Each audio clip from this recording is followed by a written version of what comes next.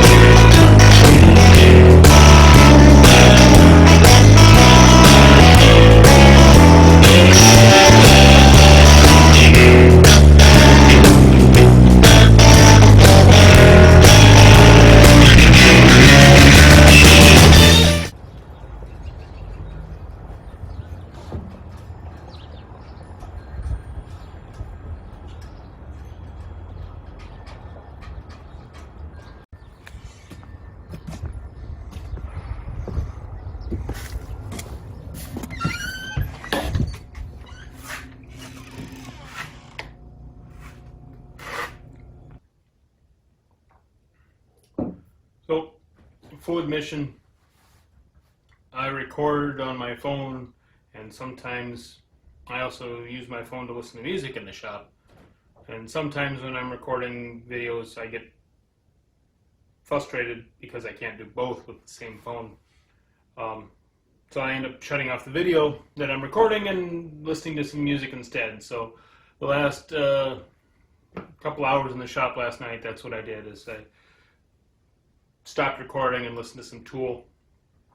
While I was doing that, I cut and planed down a couple pieces of walnut to act as sliders and locks that'll lock this fall front door into place. And I also planed, cut, and fit the back on the piece and nailed it into place. And then I also planed down the sides and cleaned up my dovetails with the planing too. Not really a whole lot accomplished, not really a whole lot that you missed. Mostly just me getting a chance to just listen to some music and just work. So.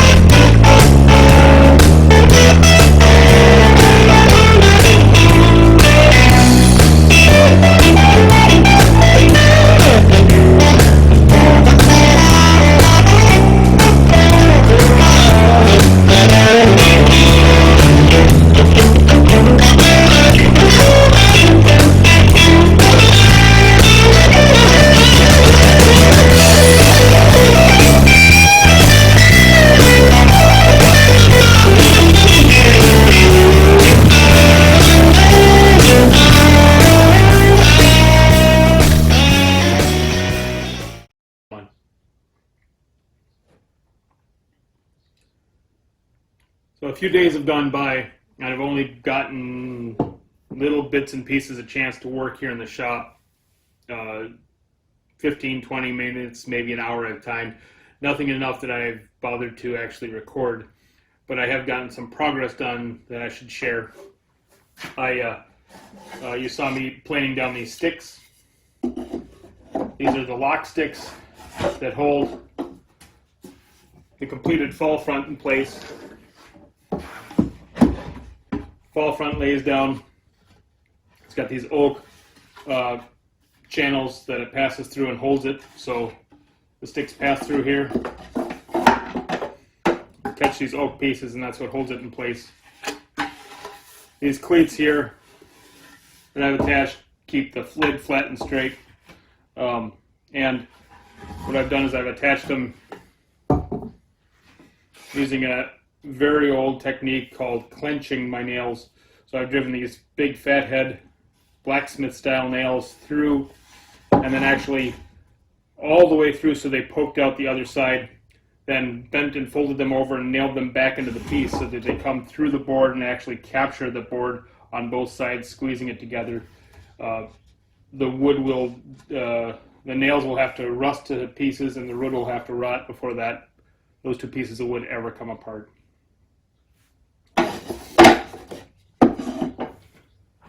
So the main construction of the case, minus the lid, is done, and I can start working on the lid and getting some of the details in.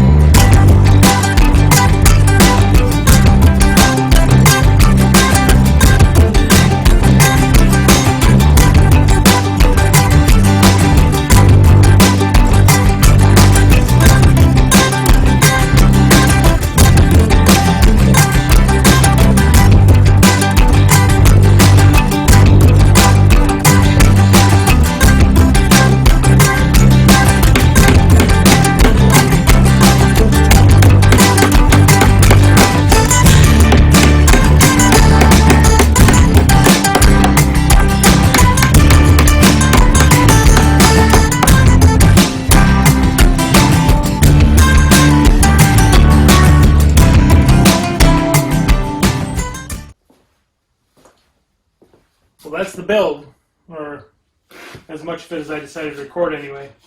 A little bit of final sanding touches on some corners. Then I'm going to give this a coat of red milk paint, masking off the nails here. And then I'm going to put create a decal that's the Dungeons and Dragons ampersand here, and I'm going to apply it in the middle. And then I'm going to give this a coat over of black milk paint. And I know it sounds weird to cover up black with red, cover up red with black, but the red will actually show through the black layer of paint after I put some oil on it. And then this ampersand will come off and it'll be nice and bright red against the black. I got, this thing is going to be really nice. I got room for my dice tray on top.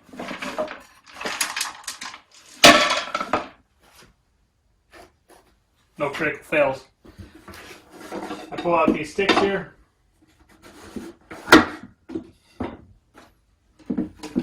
Fall front comes down. I got room for a whole bunch of books. Right in the front here. My Dungeon Master screen. There's room for minis and condition markers and everything on top. I think I'll even be able to roll up and fit a small battle mat in here. But if I can, that's still no consequence. What am I missing yet? I'm going to order, I have to hardware order some nice looking handles to put on the side to help me get a grip and help me lift and haul it. One of the things I did do that might need a little bit of explaining is I actually put two skids on the bottom. Two are to lift it up a little bit if it's going to sit on the floor. If anything gets spilled on the floor, it's not going to go into here. It's going to go into these skids that are on the bottom that are easy to replace if they're bad or if they need help. The other thing is the skids are placed just far enough that it'll actually be easy to go ahead and fit a dolly in between those skids. So being able to just scoot up with a dolly, tip this back on it, and maybe strap a strapper on it, and it'll be easy to haul upstairs, downstairs, on elevators, anywhere I want it to go. Yeah, like I said, just some final touches, just some wheedling the little bits and hitting the details. But other than that, really happy with the way this turned out. It should work well for me for quite a long time.